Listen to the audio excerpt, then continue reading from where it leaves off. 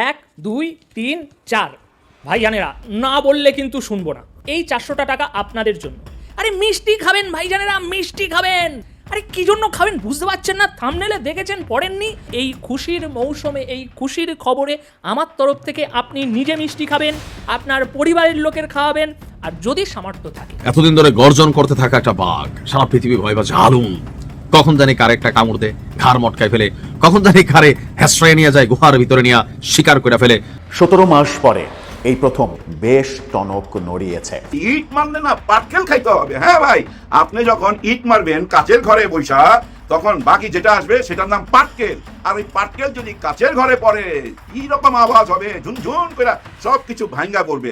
অবশেষে আজ রুমিন ফারহানা গ্রেফতার হয়ে ম্যাজিস্ট্রেটকে অপমান করার কারণে রুমিন ফারহানার বিরুদ্ধে যায় এবং আজকে রুমিন ফারহানার এই অবস্থা হয়। এই গ্রেফতারের পিছনে কে কে রয়েছে, যেই কারণেই কিন্তু এবার এই শেখ রুমিনুর রহমানের কপাল চিরতরে পুড়ে যাচ্ছে। কারণ এবার এই আচরণবিধি লঙ্ঘন করায় এই শেখ রুমিনুর রহমানের প্রার্থিতা বাতিল হয়ে তার নমিনেশনও বাতিল হতে যাচ্ছে। বিএনপি হচ্ছে ওই রাজনৈতিক দল যাদের চেয়ারপারসনের বাসার সামনে বালুর ট্রাক রাখা হয়, তারা একটা আন্দোলন করে না। রুমিন ফারহানার মতো ব্যক্তিরাও পা চেটেছে। 21 জানুয়ারি 2026 এই দিনটাকে মনে রাখুন। এবার এই দিনটাকে আমরা সেলিব্রেট করব, পুরো বাংলাদেশ সেলিব্রেট করবে। 21 জানুয়ারি আমরা সেই সিদ্ধান্তই নিব যেই সিদ্ধান্তে পুরো বাংলাদেশের বেশিরভাগ মানুষ খুশি হবেন, উল্লসিত হবেন। আসসালামু আলাইকুম দর্শক, বর্তমান সময়ে রাজনৈতিক পরিস্থিতি বা প্রেক্ষাপটকে বিশ্লেষণ করে আপনাদের সামনে বেশ কিছু গুরুত্বপূর্ণ ভিডিও ফুটেজ নিয়ে হাজির হয়েছি। দর্শক, আমি আশা করছি আপনারা সেটা ভিডিও শুরুটা দেখে বুঝতে পেরেছেন। তাই বলবো, যারা ভিডিওটি অন করেছেন তারা অবশ্যই নিউজটি না টেনে সম্পূর্ণ মনোযোগ সহকারে দেখবেন, তাহলে এই মূল বিষয়গুলো বা আসল ঘটনাগুলো জানতে বা বুঝতে পারবেন। তো প্রিয় দর্শক, আমি আর বেশি কথা বাড়াবো না। আমি ভিডিও শুরুতেই আপনাদের যে ভিডিওগুলোর অংশ বিশেষ দেখিয়ে শুরু করেছিলাম সেই ভিডিওগুলোর বিস্তারিত আলোচনা দেখাবো। তবে তার আগে বলি, যারা এখনো চ্যানেলটি সাবস্ক্রাইব করেননি সকলে চ্যানেলটি সাবস্ক্রাইব করে পাশে থাকা বেল আইকনটি বাজিয়ে দিবেন। আর যারা ইতিমধ্যে সাবস্ক্রাইব করে রেখেছেন তাদের সকলকে অসংখ্য ধন্যবাদ। তো চলুন একটি লাইক দিয়ে আমরা ধারাবাহিকভাবে সবগুলো ভিডিওর বিস্তারিত আলোচনা দেখে আসি। 21 জানুয়ারি 2026 এই দিনটাকে মনে রাখুন। এবার এই দিনটাকে আমরা সেলিব্রেট করব। বাংলাদেশ ক্রিকেট সেলিব্রেট করবে, পুরো বাংলাদেশ সেলিব্রেট করবে। কেননা ওই দিনটাই হচ্ছে ডেডলাইন। টি-20 বিশ্বকাপে বাংলাদেশ অংশগ্রহণ করবে কি করবে না সেইটা 21 জানুয়ারির মধ্যেই ঠিক হয়ে যাবে। আর এখন পর্যন্ত যে হাওয়া বাতাস, তাতে করে 21 জানুয়ারি আমরা সেই সিদ্ধান্তই নিব যেই সিদ্ধান্তে পুরো বাংলাদেশের বেশিরভাগ মানুষ খুশি হবেন, উল্লসিত হবেন। আমরা যে হেরে যাইনি, আমরা যে ভারতের সঙ্গে চোখে চোখ রেখে লড়াই করেছি এবং তার ফলশ্রুতিতে টি-20 বিশ্বকাপ না খেলার মতো একটা অবস্থায় বাংলাদেশ চলে গিয়েছে, সেইটা আমরা সেলিব্রেট করব। এবং এইবার মানুষের আবেগ কাজে লাগিয়ে ক্রিকেট সংশ্লিষ্ট সবাই হয়ে উঠবেন এক একজন জাতীয় বীর। সেটা যুব ক্রীড়া মন্ত্রণালয়ের উপদেষ্টা ডক্টর আসিফ নজরুল থেকে শুরু করে Bangladesh cricket board president Aminul Islam Bulbul ভাই, ভাইস প্রেসিডেন্ট ফারুক আহমেদ ভাই, আমাদের এই বোর্ডের অন্যান্য মেম্বার যারা রয়েছেন সেইখানটাতে খালেদ মাসুদ পাইলট ভাই, আব্দুর রাজ্জাক রাজ, নাজমুল আবেদিন ফাহিম ভাই, ইফতেখার রহমান মিঠু ভাই, যারা যারা রয়েছেন, আমি শুধু ক্রিকেট সংশ্লিষ্ট বা ক্রিকেট এই সঙ্গে যারা ওতপ্রোতভাবে জড়িয়ে রয়েছেন তাদের কয়েকজনের নাম বললাম, তারা প্রত্যেকেই জাতীয় বীর হয়ে যাবেন। এটার নাম হচ্ছে সিস্টেম। আপনি যখন সিস্টেমে থাকবেন তখন আপনাকে অনেক কিছু থেকেই রক্ষা বা রেহাই পেয়ে যাওয়ার সম্ভাবনা থাকে।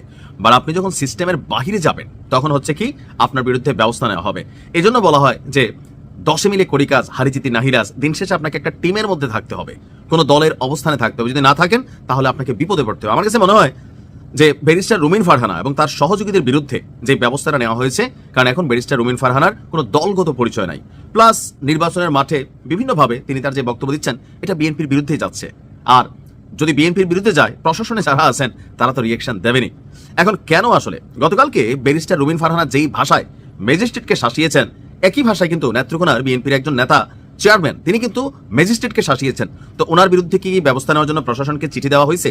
আমি রুমিন আপার ভক্ত। দেখেন, দলমত নির্বিশেষে ব্যক্তি আইডেন্টিটি বলতে কিছু জিনিস থাকে। আমি চাই বাংলাদেশ লিড করুক, কারণ আমি একটা ভালো দেশে থাকি। বাংলাদেশ ওই জায়গায় যাক, যাওয়ার জন্য কি দরকার? মেধাবী মাথা, রাজনৈতিক চামচানা, যারা দেশকে লিড করতে পারবে। জ্ঞান, বিজ্ঞান, বিদ্যা, আধুনিকতা, ধর্মীয় স্বাধীনতা সবকিছু মিলাইয়া একটা ক্যারেক্টার হবে।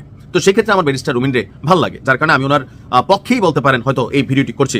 ব্রাহ্মণবাড়িয়া 2 আসনের স্বতন্ত্র প্রার্থী রুমিন ফারহানা এবং তার সহযোগীদের বিরুদ্ধে নির্বাহী ম্যাজিস্ট্রেটকে হুমকি প্রদান, আক্রমণাত্মক অঙ্গভঙ্গি এটা করছে। মেজাজ হারালে যেটা হয় আর কি, ওই যে একবার এনসিপির পোলা প্যান্ডে মানে মাইট দিয়েছিল, আপনার একদম দাঁড়াই আসছিল। তো গতকালকেও তিনি তার মেজাজ ধরে রাখতে পারেন নাই। আর তার সাথে যারা ছিলেন তারাও কিন্তু আসলে অনেকে একটু উচ্চবাচ্য করছেন। স্বাভাবিকভাবে এক দৃষ্টিতে এখানে যেহেতু আইন আছে, একজন ম্যাজিস্ট্রেট আছে, তার সাথে এই ভাষায় কথা বলা অবশ্যই হেয়কর, কিন্তু মেজাজ হারাইলে যা হয় আর কি। তিনি এক পর্যায়ে বলছিলেন যে আমি যদি না চাই আপনি এখান থেকে যাইতে পারবেন না।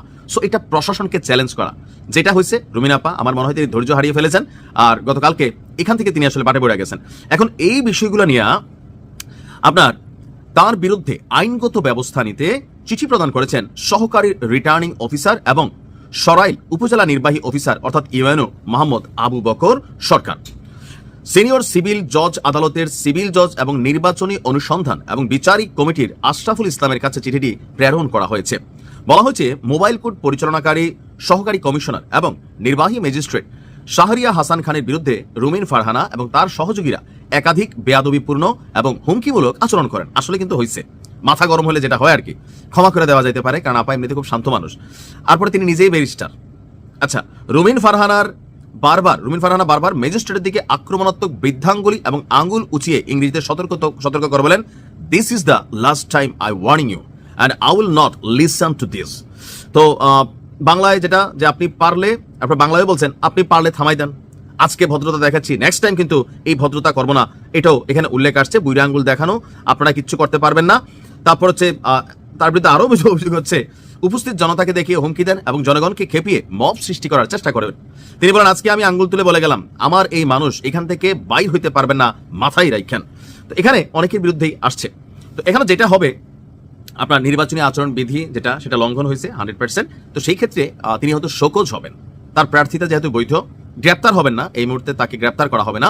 বাট আইনিগত কিছু নির্বাচনের আগে জটিলতায় পড়তে পারেন, প্রচারণার ক্ষেত্রে লিমিটেশন আসতে পারে, আবার দিন শেষে গ্রেপ্তারও হইতে পারে, আমি জানি না। বাট আমার মনে হয় না, যেহেতু তিনি একজন ব্যারিস্টার, আইনের সব ফাঁকফোকর বোঝেন, তারপরেও আর কি যে রেগে গেলেন তো হেরে গেলেন। তো রুমিন ফারহানারে বলবো যে আপা আপনার মেজাজ ঠিক রাখতে হবে, মেজাজ ঠিক না রাখলে প্রশাসনকে চ্যালেঞ্জ করা অফকোর্স একটা রাষ্ট্রকে চ্যালেঞ্জ করা। তো এই ক্ষেত্রে রাষ্ট্রের সামনে ব্যক্তি দল খুবই দুর্বল। নেক্সট টাইম থেকে আপনি একটু সাবধান থাকবেন। আমরা আশা করি মানুষ আপনাকে ভালোবাসে, ধমক টমক দেওয়া দরকার নাই, ঠিক আছে? মানুষ কি মনে করবে যে হাইরা যাওয়ার ভয়ে এখন নির্বাচন চায় না। আবার দেখেন এই যে প্রবাসী ভোটটা মাইনা নিতেছেন না, এখান থেকে কি মেসেজ যাচ্ছে জনগণের কাছে? আচ্ছা, জাতীয় নির্বাচনে যদি কোনো কারণে আচ্ছা ধরে নেন জামাতে ইসলাম পাস করছে, তাইলে তো ভাই মাইনাই নেবে না। হ্যাঁ, এখনই তো মাইনা নিতেছে না, এই যে প্রবাসী ভোটগুলা নাকি এটা ঠিক হয় নাই, আবার নতুন করে করতে হবে, তাইলে তো আবার নির্বাচন পিছাইতে হয়। হ্যাঁ, কিছুদিন পিছাই দেন না। আমাদের ডক্টর ইউনূস স্যার তো বলছিল জুন পর্যন্ত আমাদের সময় দেন, ফুল প্যাকেজ চাইলে ফুল একদম ক্লিন আয়নার মতো জুন পর্যন্ত সময় দেন, কিন্তু আপনারা ছোট প্যাকেজ নিছেন। 3টা মাস সময় দিলে আমার মনে হয় এইসব প্রশ্নগুলো আসতো না। এই পুরনো ধ্যান ধারণা এগুলা ছাড়তে হবে। হ্যাঁ, নতুন ধ্যান ধারণা আনতে হবে, নতুন রাজনীতি করতে হবে। এই যে গুপ্ত সুপ্ত বা এই দলকে দেখেছি ও দলকে দেখেছি, আবার ওই যে 71-এর কার্ড খেলা, 71-এর বিচার হইতে হবে, এই পুরনো ব্যাপারগুলা ভাল লাগতেছে না তো ভাই। একটা টাইমে জানেন এই যে মিষ্টি বানাইতো কারা, মরণ চান, নাম শুনছেন না? মানে আমাদের সনাতনী ভাইরা এই ব্যবসাটার মধ্যে জড়িত ছিল, মানে মিষ্টির দোকানগুলা। ওই টাইমে কিছু মুসলমান আবার মিষ্টির দোকান দিল, কিন্তু আমরা তখন মিষ্টি কিনতাম কিন্তু ওই যে সনাতনী ভাইদের ওইখান থেকে, মানে ওই মরণ চান থেকে যা মিষ্টি কিনতাম। মিষ্টি যখন খামু আসল লোকের থেকে খামু, ওই এখন যে নতুন দোকান দিচ্ছে তার কাছে যাবো না।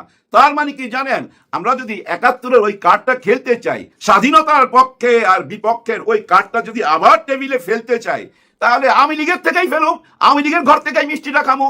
ওদের চেয়ে তো আর ভালো এই কার্ড কেউ খেলতে পারে না, এটা তো আমরা জানি। আমরা কেন আবার ওই যে সাব লেট দেয় না, সাব লেটে যাবো কেন? আসলে ভাই ব্রাদার দেখেন, নতুন রাজনীতি কি আমাদের দেশে? এতক্ষণ যেগুলো আলোচনা করলাম এগুলো কিন্তু পুরনো রাজনীতি, এইসব রাজনীতি এখন চলবে না। নতুন রাজনীতি কি? নতুন একটা রাজনীতি এই দেশে চলে আসছে ভাই, ওই রাজনীতির দিকে মনোযোগ দিতে হবে। সেটা কি জানেন, যে দলই করুক না কেন, ওই যে ওনাদের আধিপত্য থেকে মুক্ত হইতে চাই, ওদিকে নজরটা কিন্তু সবাই সাধারণ ভোটাররাও কিন্তু বুঝা গেছে, একেবারে সাধারণ মানুষ যারা, অতি সাধারণ যারা, তারাও বুঝা গেছে যে নতুন বাংলাদেশ মানি, নতুন রাজনীতি মানি, ওদের হাত থেকে মুক্তি চাই, আগে ওদের হাত থেকে বাঁচতে হবে। ওদের বলতে কাদের বুঝা নিছেন তো? এবং ওদের দালালদের হাত থেকেও বাঁচতে হবে। ওই দালালরা যদি দালালি ছাইরা দিয়া আবার নতুন ভাবে আসে, মানুষ গ্রহণ করবে, কোনো দালালকে মাইনা নিবে না। তাই একটাই কথা বলবো, ওই যে ওদিকে হাত বাড়ায়েন না, যেই হাত বাড়াইবেন ভাই, তলে তলে যেই হাত বাড়ান, যত বড় ধোকা দিয়ে আসেন না কেন, 1 থেকে 1.5 বছর টিকতে পারবেন, 1 বছরও পুরো টিকতে পারবেন না। ধোকা দিয়া লাভ নাই ভাই। হ্যাঁ ভাই, ধরেন আমি আপনাকে বিশ্বাস করলাম, এখন আমি আপনাকে বিশ্বাস করার পর আপনি আমাকে ধোকা দিয়ে দিলেন, এটা কি আমার দোষ? আমি তো আপনাকে বিশ্বাস করছি, ধোকা দিয়েছেন আপনি, এটা আপনার দোষ, আপনার প্রবলেম। ঠিক তেমনি এই যে চরমোনাই পীর সাহেব, ওনার প্রবলেম, ধোকা তো উনিই দিছে। এক জায়গায় 11 জন মানুষ আছে, 10 জন একদিকে, একজনই সবকিছু, ওনার কথাই চলবে সবকিছু, এই 10 জনই ভুল। এটা কি বিশ্বাসযোগ্য? না, বিশ্বাসযোগ্য না, তাই না ভাই? কিন্তু এখানে একটা কথা আছে, অনেক অনেক বুড়া কথা বলতেছে, দুষ্ট কথা বলতেছে, ওনার অতীত তুইলা নিয়ে আসতেছে। এই যে চরমোনাই পীর সাহেব ছোট ভাই, অনেক অতীত, দুবাইতে কি করছে, অমুক জায়গায় কি করছে, হাবি যাবি। আমি এটার পক্ষে না, এই কাদা ছোড়াছুড়ি দরকার নাই। উপরালা যা করে ভালোর জন্য করে। ওনারা চলে গেছে, ওনারা কি অপবাদ দিতেছে যে জামাতে ইসলাম ইসলামিক দল না। এটা কইলে কেউ বিশ্বাস করবে? বরঞ্চ জামাতে ইসলামের যে উপকারটা করে দিছে না ভাই, এই জন্য ধন্যবাদ দেওয়া উচিত। কি উপকার জানেন? জামাতে ইসলামকে অনেকে মনে করতো না এরা তালেবান সরকার গঠন করবে, এরা শরিয়া আইন চালায়া নারীদেরকে ঘরে বন্দি করে রাখবে। ওই যে 5 ঘন্টা কাজ করার কথা বলছে, ওইটা নিয়ে টক শোতে দেখছেন না কত রকম আলোচনা, কিন্তু লাভ কি সেসব আলোচনা কইরা? কোনো লাভ নাই, 2 পয়সার লাভ নাই। কারণ মানুষ তো বুঝা ফেলাইছে, মানুষ সত্যটা জানে, ভুল বুঝানো যাবে না কাউকে। আর একটা কথা মনে রাখতে হবে, ইট মারলে না পাটকেল খাইতে হবে। হ্যাঁ ভাই, আপনি যখন ইট মারবেন কাচের ঘরে বৈশা, তখন বাকি যেটা আসবে সেটার নাম পাটকেল। আর ওই পাটকেল যদি কাচের ঘরে পড়ে, কি রকম আওয়াজ হবে, ঝুনঝুন করে সবকিছু ভাঙ্গা পড়বে। এই যে গুপ্ত আর সুপ্ত বলছে, এখন দেখেন অনেক কথাই তো তুলে আনতেছে, অনেক অতীত সামনে চলে আসতেছে। এরকম প্রশ্ন আসছে, ভাই গুপ্ত সুপ্ত থাইকা তাও তো আমরা একটা ফ্যাসিস্ট সরকারের থেকে দেশটাকে মুক্ত করতে পারছি। আপনার জীবনের মায়া আছে, আমাদের জীবনেরও তো মায়া আছে, আমরা গুপ্ত থাইকাও তো ভাই ফ্যাসিস্টদেরকে সরাইতে পারছি, তাই না ভাই? এটা একটা যুদ্ধের কৌশল। একটা ছবি দিয়ে আমি ভিডিওটা শেষ করতেছি। আমাদের ডাক্তার শফিকুর রহমানের অবস্থাটা দেখেন, উনি যখন জেল খাটছে, আর আপনারা যারা এখন গুপ্ত সুপ্ত বলতেছেন, আপনাদের লাইফ স্টাইলও আপনারা দেখেন। টপ যেভাবে আসলে আখ্যায়িত করেন না কেন, is going to be a big news in the world of cricket right now. বাংলাদেশের বিশ্বকাপের ভবিষ্যৎ কি? বাংলাদেশ কি তাদের ম্যাচেসগুলো শ্রীলঙ্কায় গিয়ে খেলবে? Bharat, International Cricket Council, BCCI and ICC সেই সুযোগটা কি বাংলাদেশকে করে দেবে? গ্রুপের যে চেঞ্জিং, আমরা দাবা খেলায় দেখি না যে ক্যাসলিং করে হচ্ছে চেঞ্জ করা হয়, সেরকম কোনো ঘটনা কি ঘটবে? বাংলাদেশ কি বি গ্রুপে চলে যাবে, সি গ্রুপে বাংলাদেশের জায়গাটায় আয়ারল্যান্ড চলে আসবে? এই যে আলোচনাগুলো হচ্ছিল, আইসিসি বাংলাদেশে এলো গেল, ডিসিশন শেষ পর্যন্ত হলো না। বাংলাদেশ ক্রিকেট বোর্ডের অফিসিয়ালসরা যখন সকল আশা ছেড়ে দিয়েছিল, বাংলাদেশ ক্রিকেট বোর্ডের অফিসিয়ালসরা যখন মোটামুটি একটা ডিসিশনে চলে গেছে যে বাংলাদেশের হয়তো এই ওয়ার্ল্ড কাপটায় অংশগ্রহণের সুযোগটা আর নেই, কোনো দিক থেকেই নেই। লজিস্টিক্যাল অ্যাডজাস্টমেন্টের যে দোয়া তোলা হয়েছে, বাংলাদেশের সিকিউরিটি এনশোর করার থেকেও যেন সেটাই সবচেয়ে বেশি প্রায়োরিটি হয়ে গেছে বিসিসিআই এবং আইসিসির কাছে। সেই জায়গায় হুট করে আবির্ভাব ঘটেছে পাকিস্তান গভর্নমেন্ট, পিসিবি, মহসিন নাকভির। আমি সবসময় একটা কথা বলি যে মহসিন নাকভি একটা মাল। এই লোকটা এমন এক মাল যে তিনি এশিয়া কাপের ট্রফি যখন দিচ্ছিলেন, ইন্ডিয়ান ক্রিকেটাররা তার হাত থেকে নেবে না, তিনি ট্রফি নিয়ে লকারের মধ্যে সেটা রেখে চাবি মেরে দিলেন, তালা মেরে দিলেন। তার হাত থেকেই শেষ পর্যন্ত ভারতীয় বোর্ড কর্মকর্তাদের নেওয়া লেগেছে, সেটা এসিসির সভায়, ট্রফি নিলে আমার হাত থেকে নাও, না হলে দেবো না। এই যে মহসিন নাকভি, যিনি ভারতীয় ক্রিকেট বোর্ড, আইসিসি তাদের হিসাব নিকাশকে উলট পালট করে দিতে পারেন, এবারও যেন সেই খেলটা আবার নতুন করে, নতুন ডাইমেনশনে, নতুন মঞ্চে দেখালেন।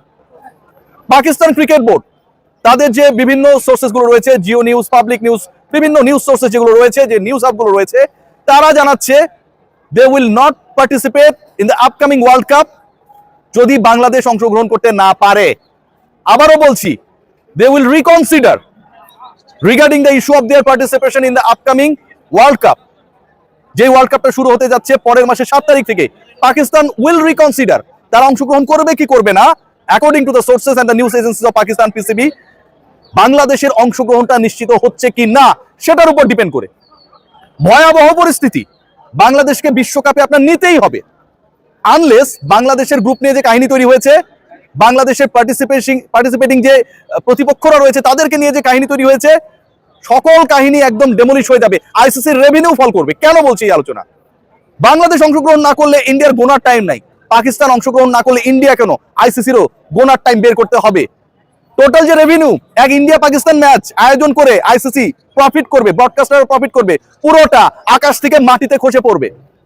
ওয়ার্ল্ড কাপের রেভিনিউ 70% কমে যাবে। এই Pakistan decided not to take part in the upcoming world cup. Bharat পাকিস্তানকে এক গ্রুপে রাখাই হয়, যতই দেখতে না পারুক, ইন্ডিয়ান বলিউড ইন্ডাস্ট্রি আর আইসিসি চলেই হচ্ছে ইন্ডিয়া পাকিস্তান ক্ল্যাশ নিয়ে। সো পাকিস্তান যখন বলছে যে আমি অংশগ্রহণ করব না যদি না বাংলাদেশকে তোমরা তাদের রাইট ডিসিশন মেক করার ক্ষেত্রে হেল্প করো, তখন আইসিসির কোনো কিছু করার নেই।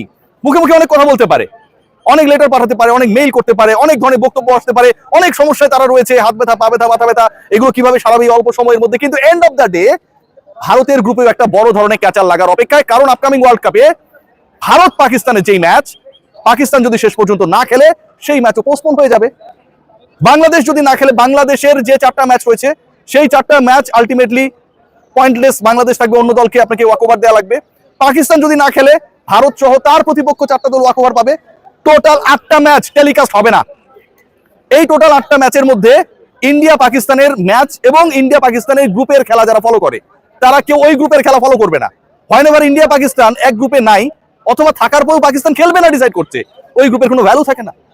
বাংলাদেশের সাথে প্রতিপক্ষের যে খেলাগুলো হবে, যতই সাধারণ নির্বাচনের কথা বলুন, এন্ড অফ দ্য ডে যে মানুষগুলো ক্রিকেটকে গালি দেয়, অনেক বেশি আপসেট হয়, সেই তারা এই মাঠে এসে খেলা দেখে। ভাই, মানুষ অনেক ভালোবাসে ক্রিকেট থেকে, অনেস্টলি গালিগুলো দেয় কষ্ট থেকে। বাংলাদেশের খেলাও রেভিনিউ ফল করবে। 70% of the revenue targeting by the ICC in the upcoming event হবে না। না হলে বিসিসিআই, আইসিসি এই যে একটা ভাব দেখাচ্ছে না বাংলাদেশকে গোনার টাইম নাই, সেই কাউন্টটা তাদের করতেই হবে। এখন কি হবে? এখন আমার কাছে মনে হয় বিসিসিআই দে আর আন্ডার প্রেসার, এক্সট্রিম প্রেসার। এই প্রেসার থেকে কিভাবে বের হবে? জায়সা যদি এখন ডিসাইড করে যে বাংলাদেশের গ্রুপ চেঞ্জ করা যাবে না, পাকিস্তান বলবে আমরা খেলবো না, ওয়ার্ল্ড কাপই শেষ। বাংলাদেশ পাকিস্তান খেলবে না, ওয়ার্ল্ড কাপই শেষ। এই ওয়ার্ল্ড কাপের কোনো ভ্যালু নাই। ইন্ডিয়া পাকিস্তানকে এক গ্রুপে রাখা হয়েছে, পরের বার যখন আবার নেক্সট স্টেজে যাবে তখন আরেকবার তাদেরকে খেলানো হবে, ফাইনালে গেলে আরো একবার খেলা হবে। এই যে 3টা পার্টিকুলার ম্যাচকে টার্গেট করা হয়েছে এবং যেই 3 ম্যাচ থেকে রেভিনিউ করবে আইসিসি এবং পক্ষান্তরে বিসিসিআই, টোটাল ওয়ার্ল্ড কাপ থেকে যে রেভিনিউ করবে তার 80% রেভিনিউ করবে এই 3 ম্যাচ থেকে। সেটার উপরে জিরো হয়ে গেল। বাংলাদেশ ক্রিকেট বোর্ড এবং বাংলাদেশ সরকার, পাকিস্তানি নিউজ এজেন্সি যেটা জানাচ্ছে এখন পর্যন্ত, তারা কন্ট্রাক্ট করেছে পাকিস্তান গভর্নমেন্টের সাথে, পাকিস্তান সরকার কন্ট্রাক্ট করেছে পিসিবির সাথে। So it's not an issue যেটাতে সরাসরি বিসিবি জড়িত। বাংলাদেশ সরকার পাকিস্তান সরকারের সাথে যোগাযোগ করেছে, পাকিস্তান সরকার পিসিবির সাথে যোগাযোগ করেছে। যেভাবে ভারতীয় গভর্নমেন্ট মুস্তাফিজকে বাদ দেওয়ার ডিসিশন নিয়েছে, তারপরে তারা সেটা বিসিসিআই কে জানিয়েছে, ঠিক একইভাবে পাকিস্তান সরকার ডিসাইড করেছে বাংলাদেশ না খেললে তারা খেলবে না। পিসিবি কে জানিয়েছে, মহসিন নাকভি তিনি গ্রহণ করেছেন এই অফার। দর্শক, আমি আশা করছি আপনারা সকলে অত্যন্ত মনোযোগ সহকারে সবগুলো ভিডিও দেখেছেন। এমনকি দর্শক, যদি এই ভিডিওগুলো সম্পর্কে আপনাদের কোনো মতামত থেকে থাকে তাহলে তো অবশ্যই জানাবেন। দর্শক, নিউজটি শেষ করছি এখানেই, ফিরছি পরবর্তী নিউজে নতুন কোনো টপিকে। আল্লাহ হাফেজ।